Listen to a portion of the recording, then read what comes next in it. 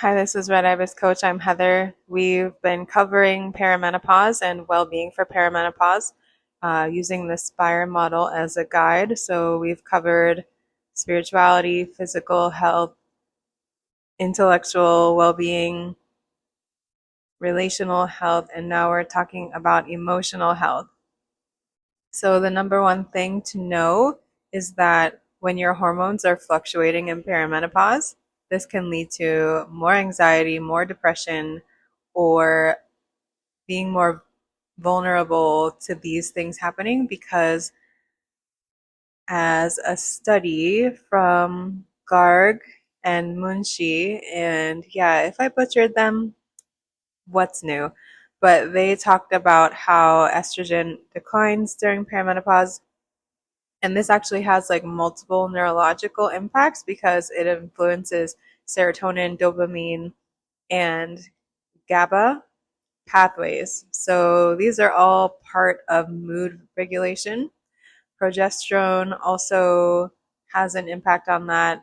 And so, like, as the hormones start to dip, this can affect your mental health. And the only psychological studies involving women's perimenopausal mental health that I've been able to come across are ones that talk about how therapy is helpful. Yes, definitely. If you're not already in therapy, perimenopause and postmenopause are the times to get your ass into therapy. It doesn't matter if you don't think it will work, it doesn't matter if you're skeptical. There's no better time to try, especially if you're dealing with anxiety, especially if you're dealing with mood swings. Now is the time to try to mitigate some of that for your own sake. You also may just find that like your mood isn't as stable throughout the day. You might be more irritable. You might have less patience. You might feel just exhausted by normal interactions. Work feels harder. These are all to be expected because of the hormonal fluctuations that are happening during perimenopause. Something that can be useful is to keep like a mood journal. So you just write throughout the day, maybe in the morning, 10 minutes in the morning, 5 minutes at lunch, and then 5 to 10 minutes in the evening. Here's how I feel. Here's how that's affecting my overall state of mind. And here are 3 things that I tried, or 3 things that I'm going to try to help myself feel better, make myself feel better. So, what are some things you can try? Texting a friend, calling a friend, booking a therapy appointment or going to therapy, talking to a partner or a family member about how you're feeling. The biggest thing that I would emphasize is just whoever you're talking to, make sure it's someone who takes this seriously, who believes you without a lot of explanation. There are people who gaslight women who are going through perimenopause and tell them that it's all in their head, and obviously that doesn't help anything. No shit, it is in our head, but that doesn't mean that it isn't real. And people who try to downplay it are not actually thinking about you. They're trying to make themselves feel better. And that is not what you want. You want someone who will take what's happening, take it at face value, take it for what you say it is, and not try to explain it away. It's a real thing that's happening to you, and you deserve to be heard. There's also some stuff you can try that may or may not work for you. So, something that I am always on the fence on in terms of positive psychology interventions is a gratitude journal. Why? Because gratitude doesn't always work for everyone. Trying to be thankful when you feel like you're being oppressed, when things feel overwhelming, when it feels like it's hard to find things to be thankful for, that can sometimes make you feel like you're gaslighting yourself. Like, I'm trying to be thankful or force myself to feel positive things about certain areas of my life, but I'm just not getting there. So, only do a gratitude journal if it feels helpful for you. You can also do something like a burn list where you just write down all the shit that you hate, everything that sucks, and then take that piece of paper outside to a safe area and set it on fire.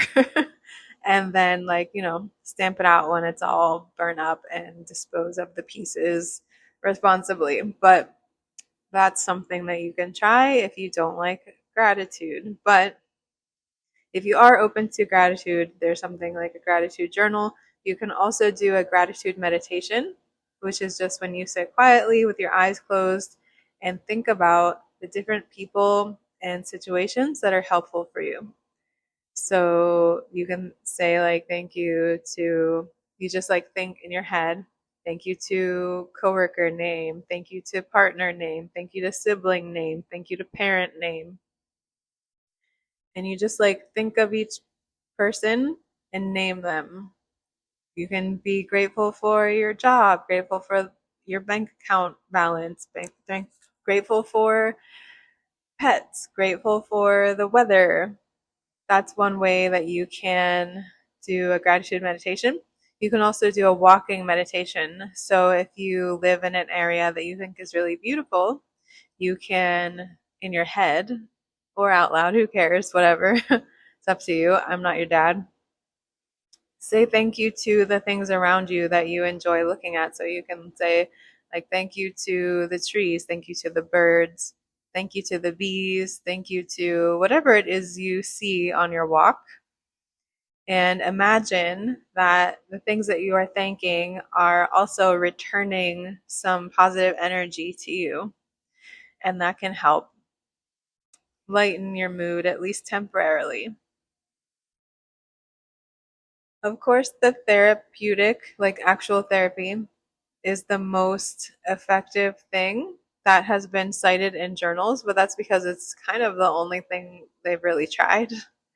So, in terms of how you can help yourself emotionally, all of these different positive psychology interventions are really just an experiment. You're trying them and seeing if they work for you. Kind of like medication, different things work for different people. Some things really don't work well for some people. Some things are not very effective. And then there could also be like a placebo effect. All of these things are still like something to take into consideration. So, other things that you can do to help yourself emotionally, something that I experimented with when I was in grad school is music listening.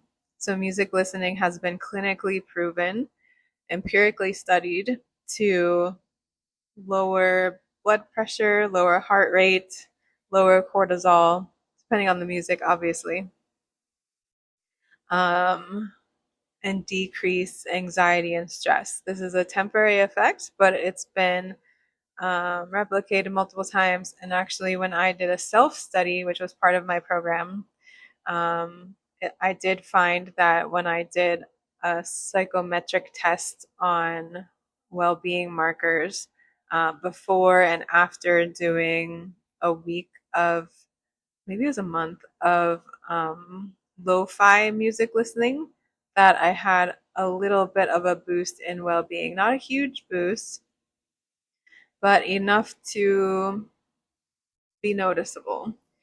So changing up the type of music you listen to, trying something that's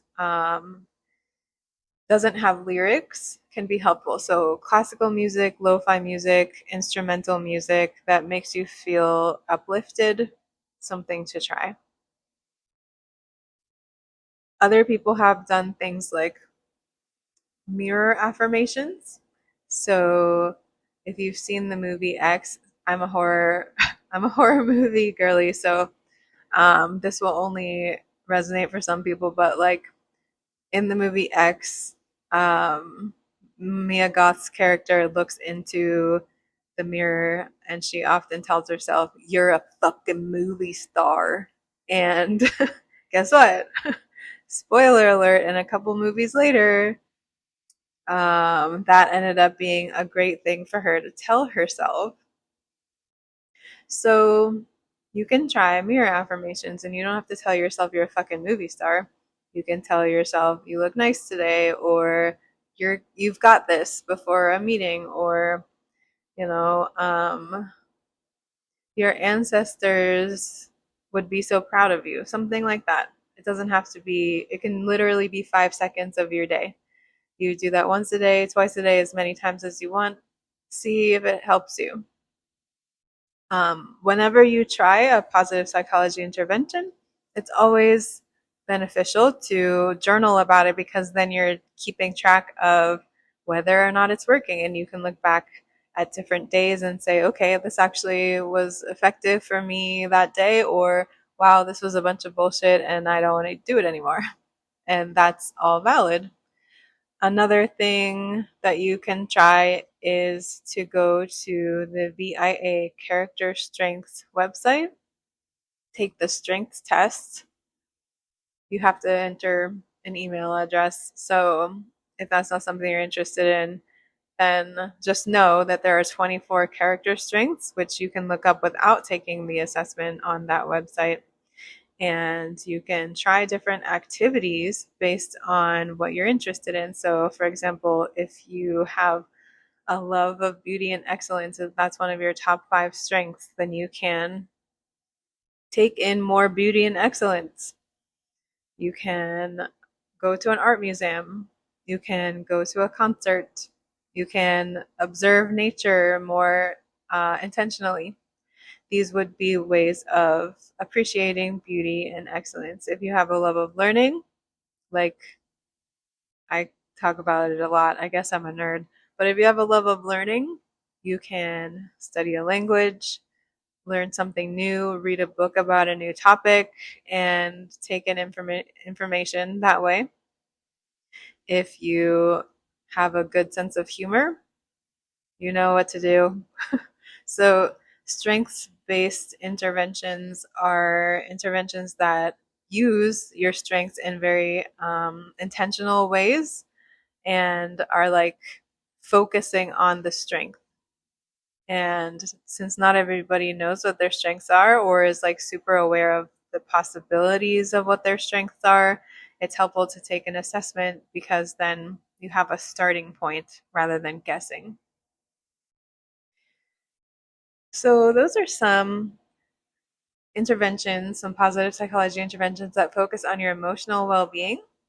Of course, there are many more, and positive psychology is not therapy, but it can be therapeutic. So, those are some of my thoughts about it. There are plenty of other things that we could talk about, but I try to keep these videos short because I have a tendency to just yap, and I love a yarn. So, that's all for today. Thanks for watching. See you next time.